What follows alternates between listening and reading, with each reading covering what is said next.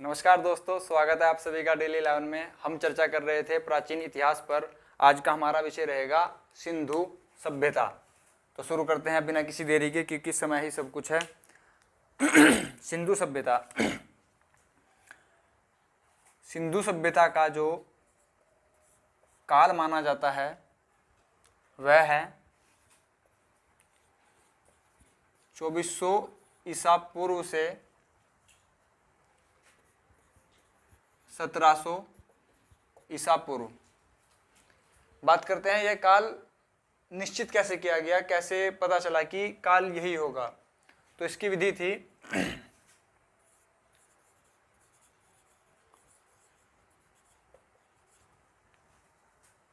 Radio carbon.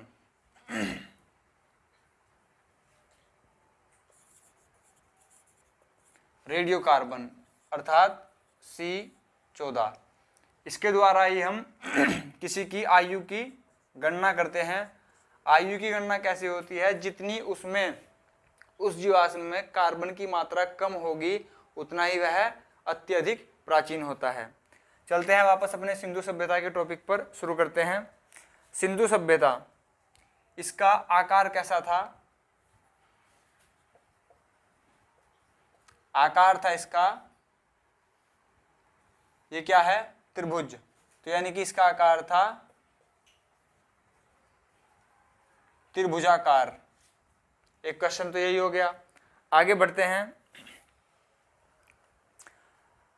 Carbon जो ये विधि थी, इसकी खोज किसने की थी? उस वैज्ञानिक का नाम है V.F. लीवी। अच्छा क्वेश्चन है, ये भी आ सकता है, इसको भी याद रखिएगा। सिंधु सभ्यता की खोज के बारे में बात करते हैं। सिंधु सभ्यता की खोज करेंगे 1921 में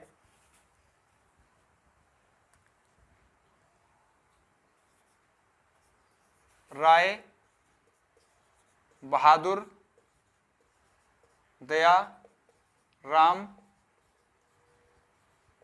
सहानी, ये नाम याद रखिएगा।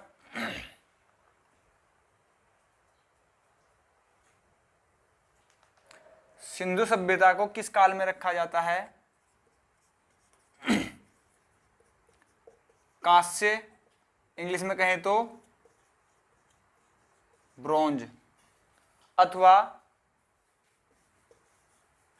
इसको हम रखेंगे आदि ऐतिहासिक काल में। आदि ऐतिहासिक काल में, इंग्लिश में बात करें तो प्रोटो हिस्टोरिक एज में। यहाँ के जो निवासी थे वो कहाँ के थे?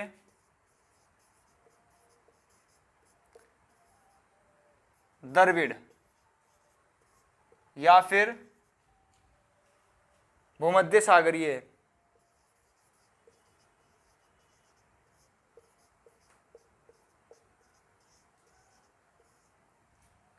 बात करें द्रविड़ क्या है, अगर आप इसको भारत माने, द्रविड़ स्थापत्य कला की शैली है जो दक्षिण भारत में प्रचलित है। उत्तर भारत की बात करें तो उत्तर भारत में नागर शैली है। बात करें उत्तर और दक्षिण के मिलन बिंदु पर बेसर शैली है। क्वेश्चन एक ये आता है कि पंचायतन क्या होता है? तो यह भी एक मंदिर निर्माण की शैली है। एग्जामिनर आपको कंफ्यूज कर सकता है कि पंचायतन तो एक पंचों का समूह होता है या फिर पंचायत होती है, इस टाइप से, इसको याद रखिएगा। आगे देखते हैं। सिंधु सभ्यता की खोज हुई है, इसकी घोषणा 1924 में किसने की थी? सर जॉन मार्शल ने। सर जॉन मार्शल ने, ये भी क्वेश्चन है। सन भी याद रखिएगा 1924 में। यह सभ्यता कैसी थी? नगरीय सभी नोट करते जाइएगा फ्रेंड्स।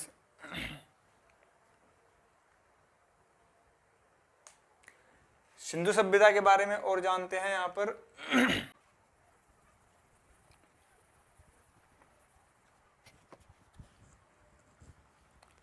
अगर हम इसको सिंधु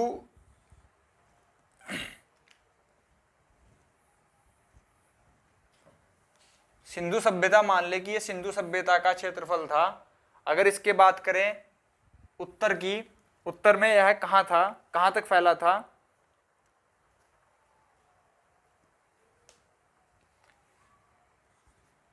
दाशक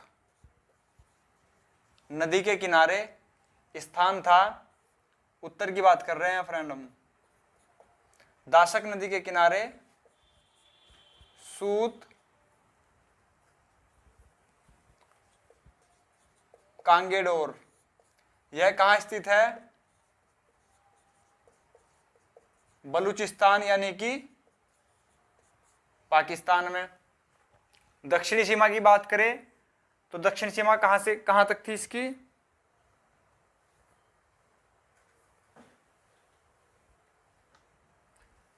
नदी थी गोदावरी, महाराष्ट्र।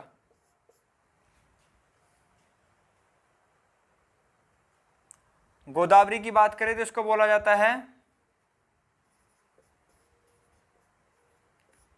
दक्षिण गंगा।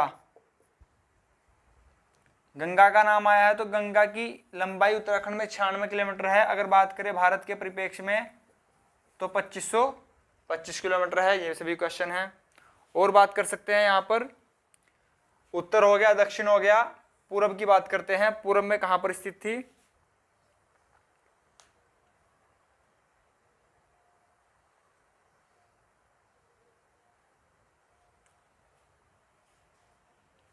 पूरब में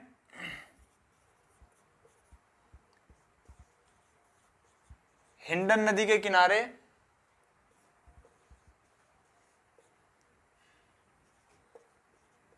मेरठ यूपी तक सीमा थी। पश्चिम की ओर चलते हैं, पश्चिम में कहाँ तक थी,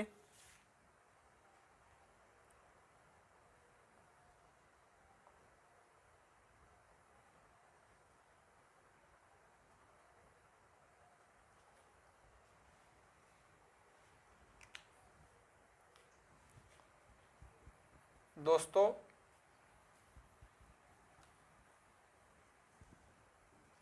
पश्चिम में हमारी दाशक नदी थी, यह थी बलूचिस्तान पाकिस्तान में, मिस इन्फॉर्मेशन हो गई थी। उत्तर में थी चिनाब नदी जम्मू कश्मीर में। चिनाब नदी का दूसरा नाम है अस्कनी।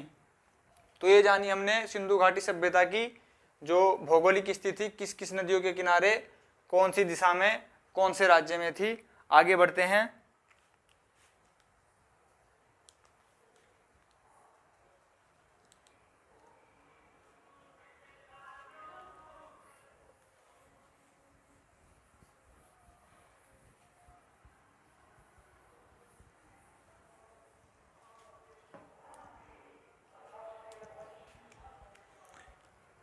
सिंधु घाटी का अगर सबसे बड़ा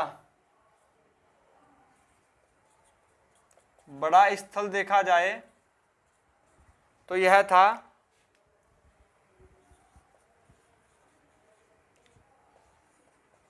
मोहनजोदड़ो। ये कहाँ स्थित था, पाकिस्तान में। बात करें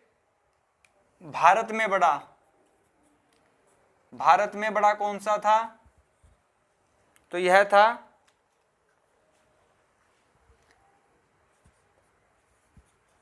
राखीगढ़ी। यह कहाँ स्थित है, राखीगढ़ी हरियाणा। नदियों की बात करें फ्रेंड्स, राखीगढ़ी घग्गर नदी के किनारे स्थित है। मोहनजोदड़ो सिंधु नदी के किनारे स्थित है। ये 2 क्वेश्चन हो जाते हैं हमारे यहाँ पर। आगे बढ़ते हैं, बंदरगाह की बात करते हैं। बंदरगाह कौन कौन से थे हमारे? लोथल, कहां पर है? गुजरात में। नदी की बात करें, भोगवा नदी। नेक्स्ट बंदरगाह था हमारा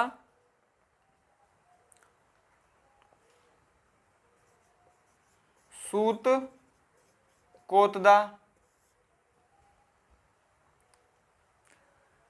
बात करें जुते हुए खेत की,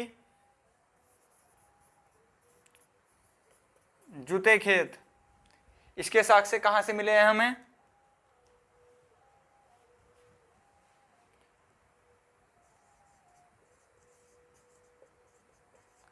कालीबंगन। यह कहां स्थित है? राजस्थान में स्थित है दोस्तों। यहां पर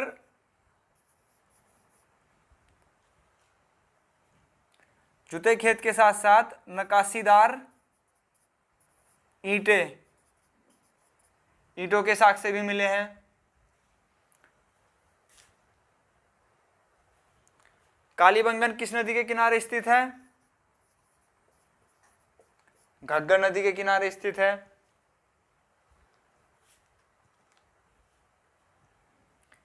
मोहनजोदड़ो की अगर सबसे बड़ी इमारत की बात की जाए तो मोहनजोदड़ो का सबसे बड़ी इमारत यहां पर लिख लेते हैं,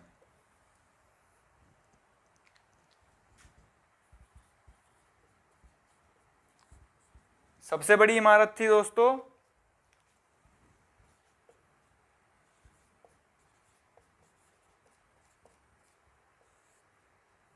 स्नानागार, नहाने का स्थल।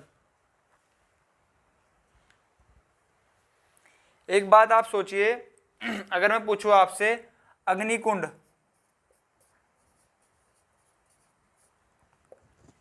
अग्निकुंड के साक्ष्य कहां से मिले थे? तो आप इसका सेंस लगा सकते हैं, जहां से ईंटें मिली होंगी वहीं से अग्निकुंड के साक्ष्य मिले होंगे, क्योंकि अग्निकुंड में ही हम ईंटों को तपाकर पक्का करते होंगे। तो अग्निकुंड भी कालीबंगन से मिलेंगे, राजस्थान घग्गर नदी के किनारे स्थित। आगे बढ़ते हैं, 3 मुख वाले देवता, 3 मुख वाले देवता कौन है? तो ये है हमारे पशुपति नाथ, यानी कि महादेव या फिर शंकर कह सकते हैं। इनके चारों ओर 4 पशु हैं, 4 पशु ने इनको 4 दिशाओं से घेरा हुआ है। वो कौन कौन से हैं देखिए,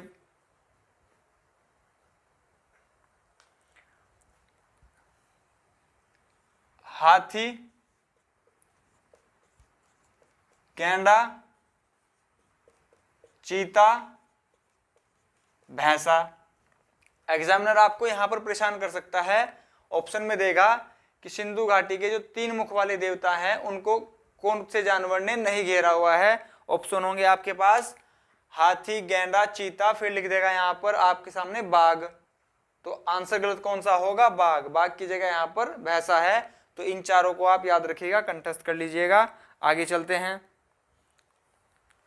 मोहनजोदड़ो में एक नर्तक की मूर्ति मिली है। तो आप मुझे बताइए, सिंधु घाटी सभ्यता कांस्य सभ्यता थी, तो जो मूर्ति मिलेगी वो कैसी मिलेगी? कांस्य की। चीजों को लिंक करेंगे तो ज्यादा आसानी होगी फ्रेंड्स। कांस्य यानी कि ब्रॉन्ज।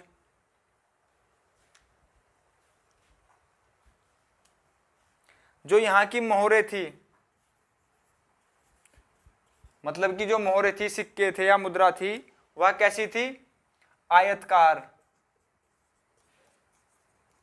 आयतकार मीन्स अगर इंग्लिश वाले बच्चों के लिए कहा जाए तो रेक्टेंगुलर इन शेप, आयतकार अवस्था में थी। अगर इस सभ्यता की बात की जाए तो यह थी त्रिभुजाकार। ठीक है, सभ्यता की बात आएगा तो त्रिभुजाकार, ट्रायंगुलर शेप। अगर बात करें मोहर की तो आयतकार यानी कि रेक्टेंगुलर शेप आएगी। आगे देखते हैं, यहाँ की लिपि कैसी थी? अच्छा क्वेश्चन है। यहाँ की लिपि, तो यहाँ की लिपि अच्छा एक बात बताइए दोस्तों, ये क्या है जो मैं लिख रहा हूं?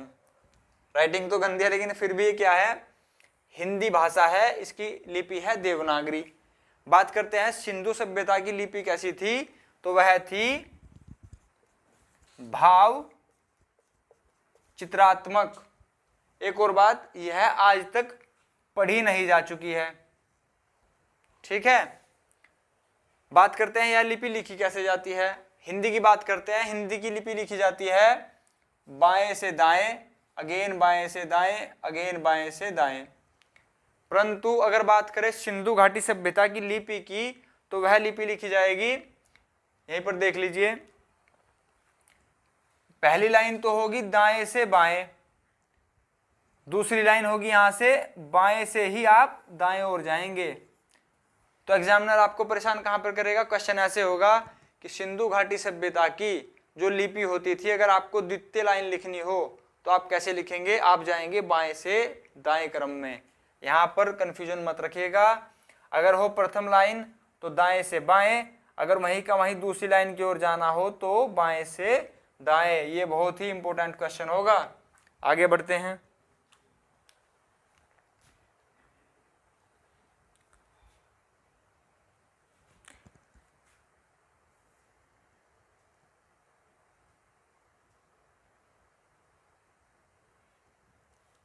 बात करते हैं लेखन कला। लेखन कला प्रचलित करने वाली प्रथम सभ्यता कौन सी थी? लेखन कला के साक्ष्य कहां से मिलते हैं? तो इसका आंसर होगा सुमेरिया सभ्यता। इंपॉर्टेंट क्वेश्चन होगा। देखते हैं आगे। पहले मैं इसको रफ कर देता हूं।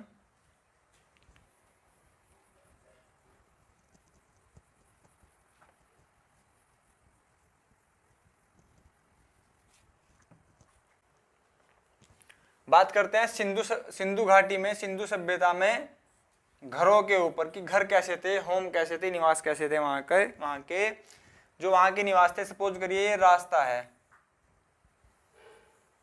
ठीक है फ्रेंड्स, यहां पर घर है,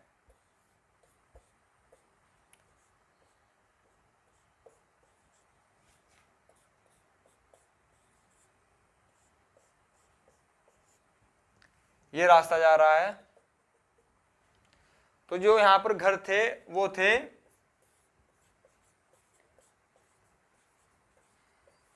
ग्रिड पद्धति पर आधारित। अगर बात करें सभी गांवों की या नगरों की बात करें, गांव तो यहां पर नहीं होगा क्योंकि सिंधु सभ्यता क्या है? नगरीय सभ्यता है। तो जो घरों के रास्ते होंगे या खिड़कियां होंगी वो सड़क की ओर ना खुलकर किधर खुलेंगे? दूसरी ओर, सड़क के दूसरी ओर, यानी कि घर के पिछवाड़े की साइड, घर के पीछे की साइड खुलेंगे। एक क्वेश्चन ये हो गया। बात करें वो कौन सा नगर था जिसमें घर के दरवाजे सड़क की ओर थे, तो उसका आंसर होगा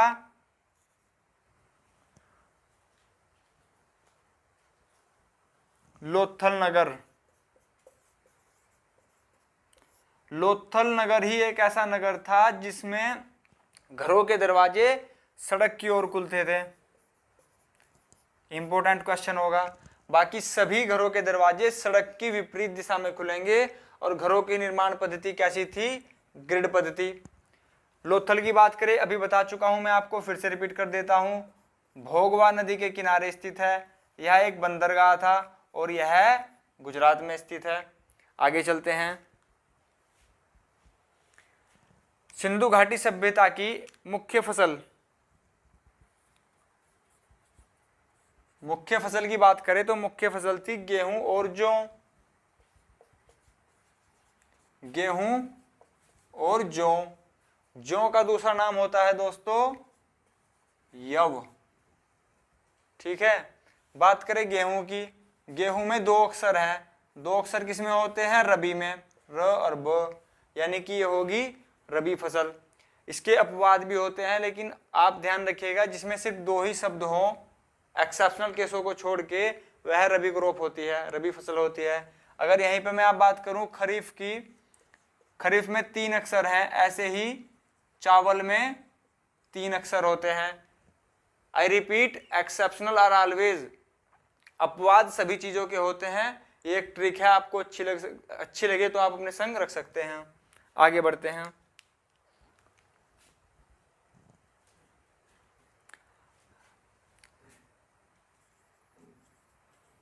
चावल के साग से कहां से मिले हैं?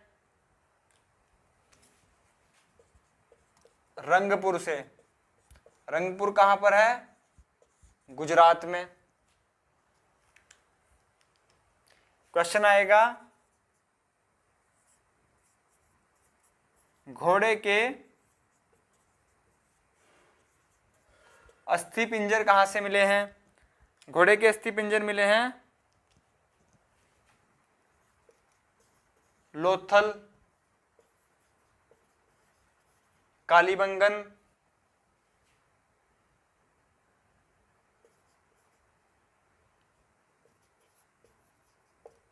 सुरकोटडा। 3 जगह से लोहे घोड़े के अस्थि पंजर मिले हैं। देखते हैं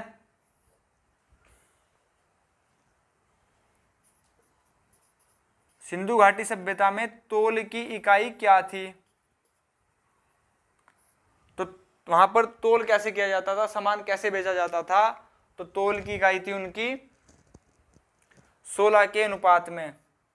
16 के अनुपात में कुछ भी होता था तो 16 के अनुपात में ही होगा, जैसे 16, 32, 48, 64 एंड सो ऑन।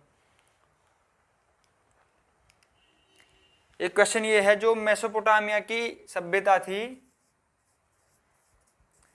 मेसोपोटामिया की सभ्यता थी, मेसोपोटामिया यानी कि इराक, वहां के अभिलेखों में सिंधु घाटी सभ्यता के लिए क्या नाम यूज किया गया है, प्रयोग किया गया है? इसका आंसर होगा मेलुहा। मेलुहा इंपॉर्टेंट क्वेश्चन होगा ये भी।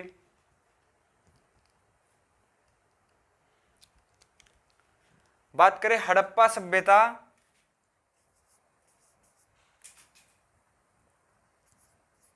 हड़प्पा सभ्यता में जो शासन था वो किन के पास था?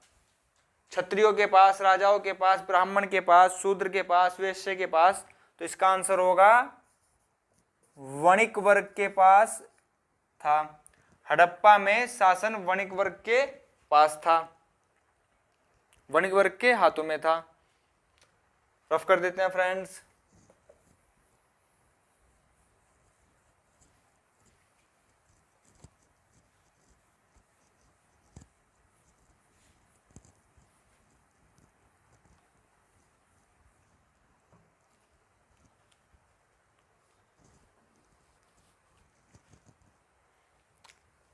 सिंधुवासी किन वस्त्रों का प्रयोग करते थे? तो इसका आंसर होगा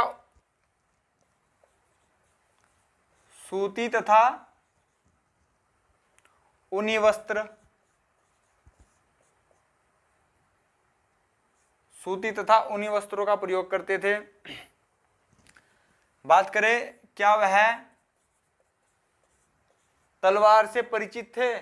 आंसर होगा नहीं।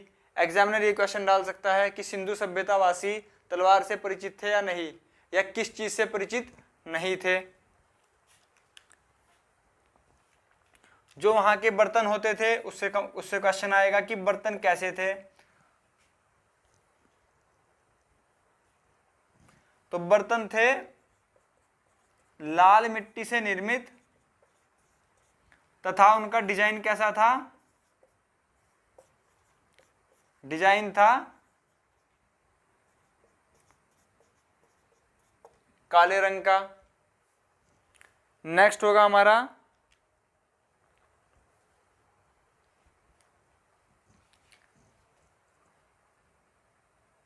सिंधु सभ्यता में पर्दा प्रथा तथा वैश्यावृत्ति प्रचलित थी। वैश्यावृत्ति तथा पर्दा प्रथा दोनों ही प्रचलित थी।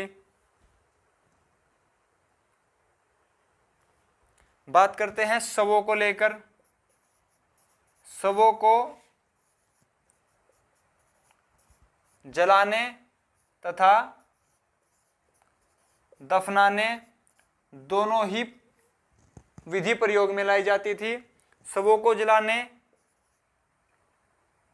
का काम होता था मोहनजोदड़ो में, शवों को दफनाने का हड़प्पा वासी करते थे। दोनों क्वेश्चन इंपोर्टेंट है, कंफ्यूजन मत रखिएगा। एक क्वेश्चन आता है कि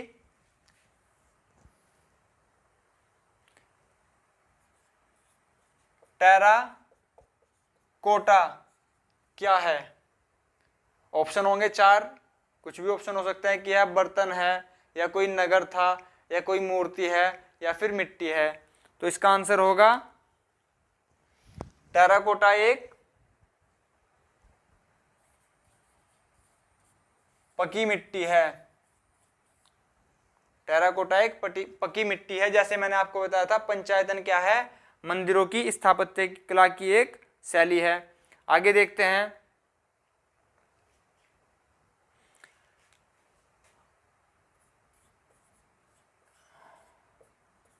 पिगडक, पिगडक ने इतिहासकार थे, इन्होंने क्या कहा है? मोहनजोदड़ो प्लस हड़प्पा दोनों को क्या बताया है? एक विस्तृत या फिर विशाल साम्राज्य की जुड़वा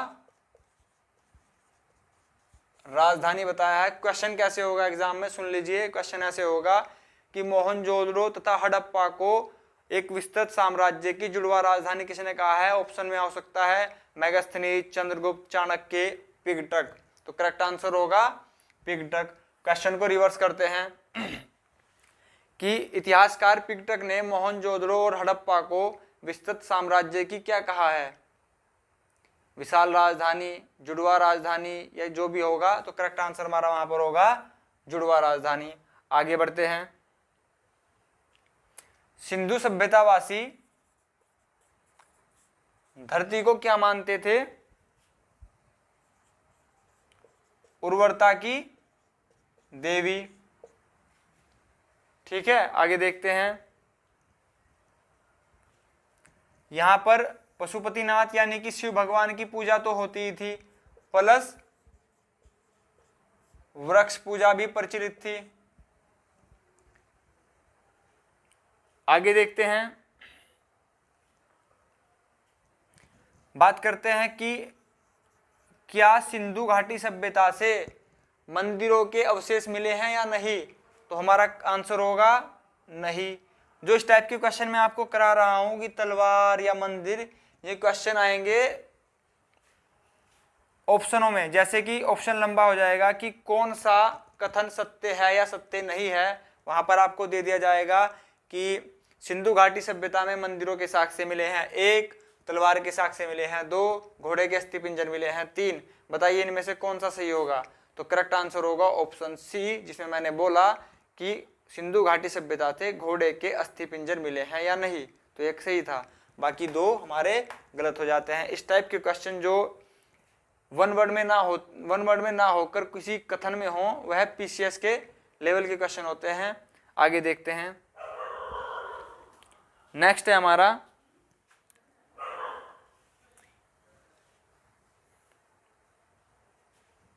क्वेश्चन आएगा, पहले मैं इसको रफ कर देता हूं, टाइम देखियो।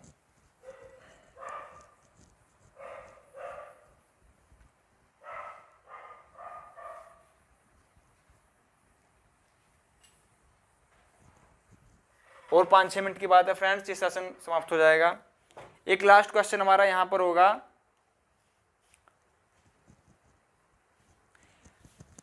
वह कौन सा पशु है जो विशेष पूजनीय है?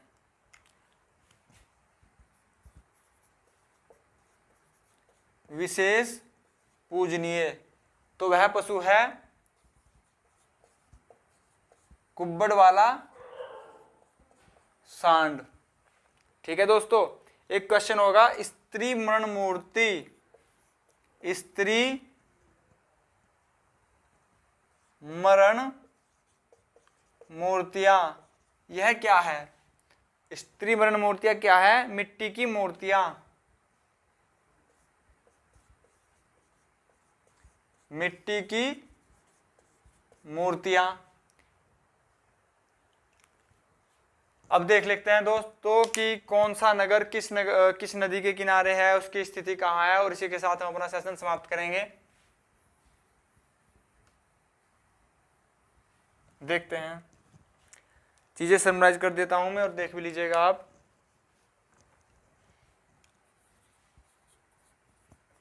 Harappa, Mohenjodaro, Chanhudaro,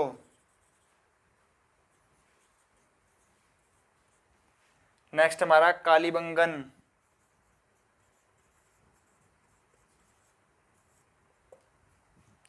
next Kot Diji,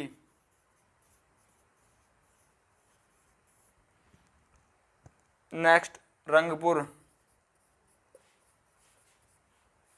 next Ropar, next Lothal. देखते हैं फ्रेंड्स, हड़प्पा रावी नदी के तट पर, मोहनजोदड़ो सिंधु नदी के तट पर, चहुंदड़ो अगेन सिंधु नदी के तट पर, कालीबंगन घग्गर नदी के तट पर, कोट दीजी अगेन सिंधु नदी के तट पर, रंगपुर मादर नदी के तट पर, रोपड़ इंपोर्टेंट देखते हैं दोस्तों, ये इंपोर्टेंट नहीं होगा इतना, रंगपुर इंपोर्टेंट लिखिए बस आप। रोपड़ सतलज नदी के रोपड़ सतलज नदी के तट पर, जो ये शॉर्ट में लिखा है सिंधु होगा दोस्तों, ठीक है, ये सतलज मैंने कंप्लीट लिखा। लोथड़ भोगवा नदी के तट पर, इनकी स्थिति जान लेते हैं। हड़प्पा और मोहनजोदड़ो दोनों पाकिस्तान, कालीबंगन राजस्थान, लोथड़ गुजरात, रोपड़ सतलज यानी कि पंजाब, चहुंदड़ो हमारा बचा अगेन पाकिस्तान में होगा, कोट दीजी सिंधु पाकिस्तान में होगा ये भी। और हमारा यहाँ पर क्या बचा, और बचे हैं कुछ, देखते हैं, इसको आप लिख लीजिएगा।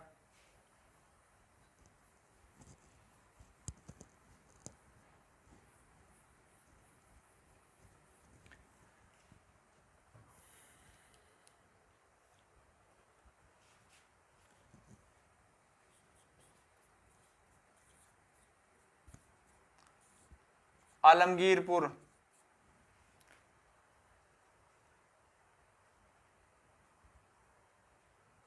बनमाली,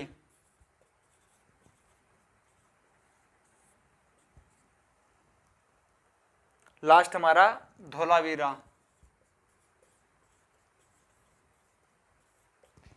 इनकी स्थिति देखते हैं, नदियां देखते हैं। आलमगीरपुर हिंडन नदी के तट पर स्थित है। बनमाली रंगोई नदी के तट पर स्थित है। नेक्स्ट धोलावीरा लूनी नदी के तट पर स्थित है। इस नदी का संगम समुद्र से नहीं होता क्योंकि ये पहले ही सूख जाती है। ये भी एक एक्स्ट्रा क्वेश्चन हो जाएगा यहाँ पर, समुद्र से संगम नहीं होगा, कच्छ के रण में ही है, विलीन हो जाती है। आलमगीरपुर की स्थिति कहाँ पर है? यूपी। बनमाली कहाँ पर है? हरियाणा। धोलावीरा कहाँ पर स्थित है? गुजरात। इसलिए मैंने बोला आपको कि लूनी नदी का अंत कच्छ के रण में ही हो जाता है। कच्छ के रण से क्या विशेष क्वेश्चन बनता है कि कच्छ के रण में क्या मिलते हैं? जंगली गधे। गुजरात की बात आई तो गिर नेशनल पार्क स्थित है, यहां पर एशियाई शेर मिलते हैं, एशियाई शेर। फ्रेंड्स, ये थे हमारे प्राचीन इतिहास में सिंधु सभ्यता से संबंधित सेशन। आपको पसंद आया हो तो प्लीज़ कमेंट कीजिएगा, लाइक कीजिएगा, शेयर कीजिएगा, सब्सक्राइब कीजिएगा। और आपको चैनल कैसा लगा, हमारी वीडियो कैसी लगी, उसका भी हमें फीडबैक दीजिएगा। नेक्स्ट मिलते हैं किसी नए टॉपिक पर। आज के लिए इतना ही दोस्तों, देखने के लिए बहुत बहुत धन्यवाद। नमस्कार दोस्तों।